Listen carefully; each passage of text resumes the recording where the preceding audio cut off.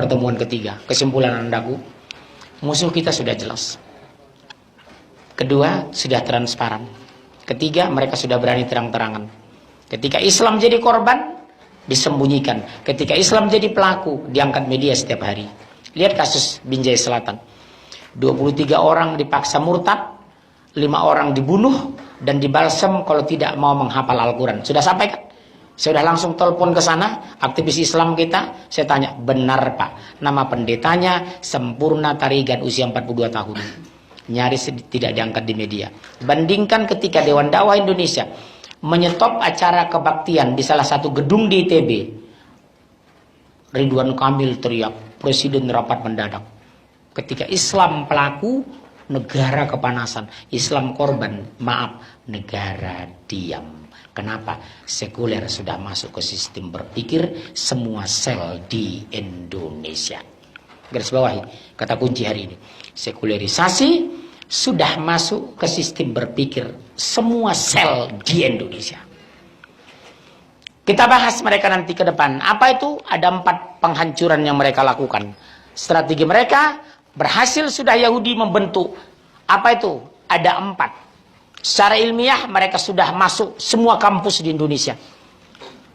1, JIL. Jaringan Iblis Lokal. Kedua, JIM. Jaringan Intelektual Muda Muhammadiyah. Ketiga, INUL. Ikatan Nahdlatul Ulama Liberal. Yang ketiga, JIN. Jaringan Islam Liberal. Jaringan Islam Nusantara. Siapa di belakang? Yahudi. Jaringan Islam Liberal. Jaringan Intelektual Muda Muhammadiyah. Ikatan Nahdlatul Ulama Liberal. Jaringan Islam Nusantara. Bahasa yang diangkat. 1, semua agama sama. Kedua, menolak penerapan syariat Islam. Yang ketiga, jilbab bukan syariat tapi budaya Arab. Yang keempat, pernyataan mantan rektor UIN Alauddin Makassar. Berhubung karena Rasulullah sudah wafat, Al-Quran harus kita revisi. Dr. Adi, dosen pasca sarjana UI yang orang Minang itu, sudah menekan Menteri Agama agar perjalanan haji dibubarkan karena pemborosan.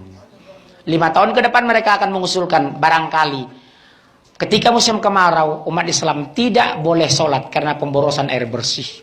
Ini akan menjurus ke sini. Mahasiswa saya mengundang Ulil. Apa dia bilang?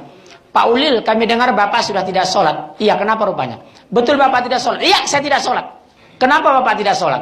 Saya tidak minta dilahirkan untuk sholat. Itulah Indonesia hari ini. 15 tahun berhasil mereka panen besar tahun ini, panen raya JIL selama 5 tahun. Apa itu?